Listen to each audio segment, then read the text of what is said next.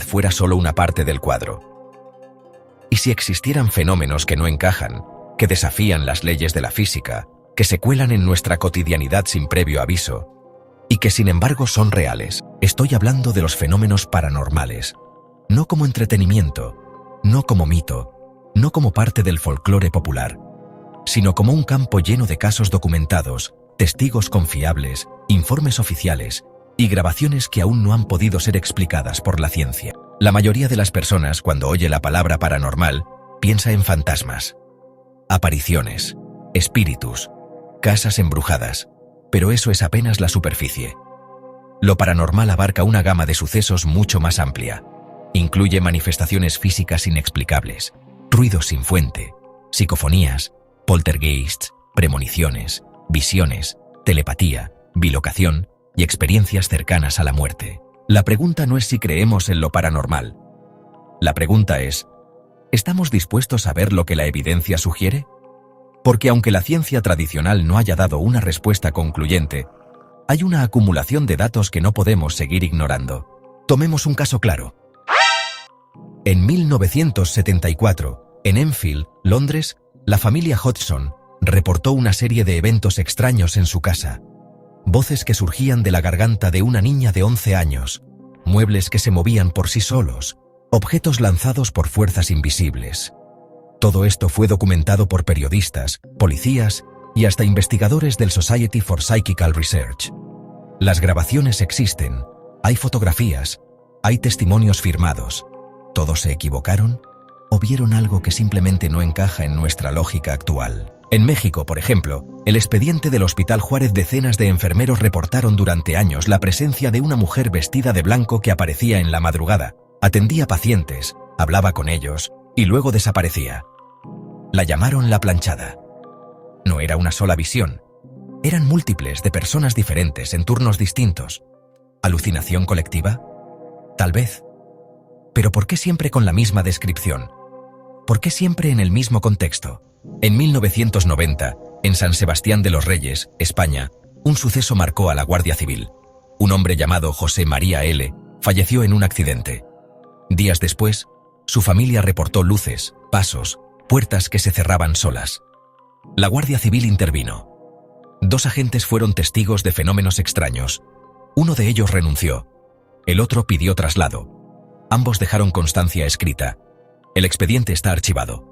Y esto no son casos de hace 100 años.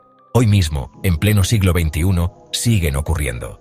Miles de personas reportan haber experimentado presencias invisibles, voces en sus habitaciones, sombras que se deslizan por el rabillo del ojo. Algunos lo atribuyen al estrés, otros a trastornos del sueño. Pero no todos los casos se pueden explicar así. Hay grabaciones, hay sensores que se activan solos, cámaras térmicas que captan figuras humanas donde no hay nadie. Hay espectrogramas que muestran frecuencias que no deberían estar ahí. ¿Y si lo paranormal no es otra cosa que una parte de la realidad que aún no hemos aprendido a medir? Porque eso también es ciencia. Observar, registrar, buscar patrones, incluso cuando no comprendemos aún lo que vemos. En Rusia, el Instituto de Problemas de Materiales encontró en 2009 fluctuaciones electromagnéticas sin explicación en una zona donde varias personas reportaban experiencias paranormales. No pudieron determinar la causa, pero sí confirmaron la anomalía. ¿Es eso suficiente? Para muchos no, pero para otros es el principio de una investigación más profunda. Y es que la ciencia no se niega a lo paranormal. Simplemente exige pruebas replicables, controladas, objetivas. El problema es que lo paranormal no se comporta bajo esas reglas. Parece escapar al control. Aparece y desaparece.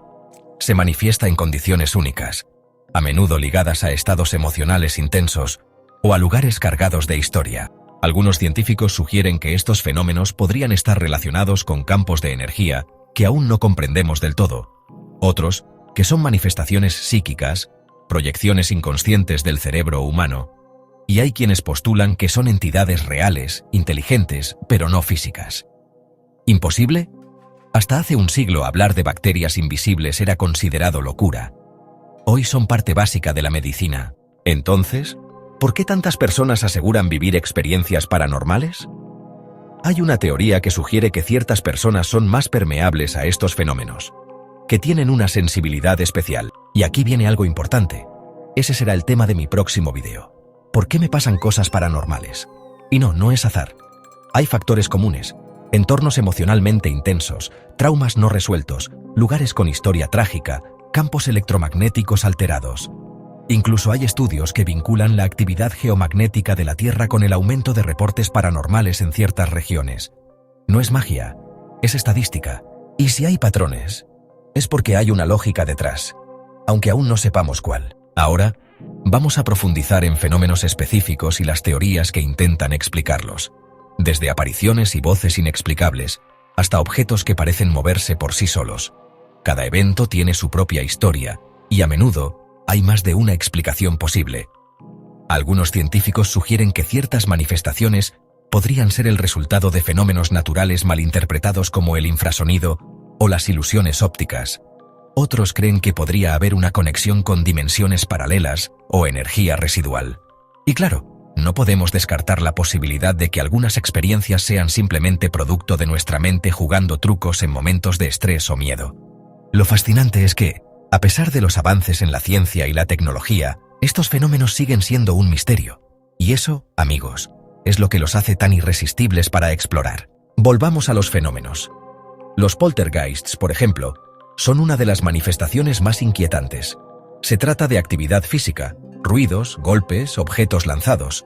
A menudo aparecen en presencia de adolescentes o personas emocionalmente inestables.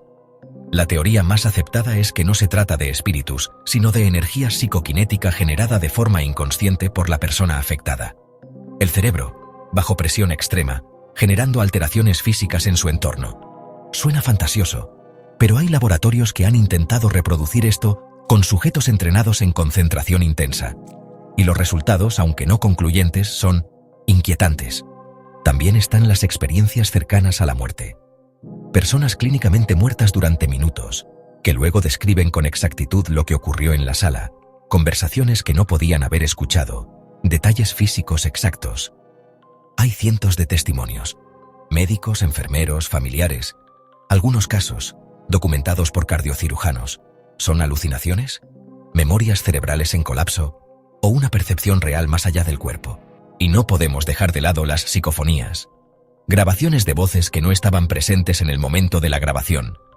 Algunas claramente audibles. Otras en frecuencias imperceptibles al oído humano, detectadas solo con análisis espectral. Hay laboratorios que han intentado replicarlas en entornos controlados. No siempre lo logran. Pero cuando lo hacen, el resultado es difícil de ignorar. Y luego están los lugares, casas, hospitales, fábricas abandonadas, carreteras, donde se repite el mismo tipo de fenómeno.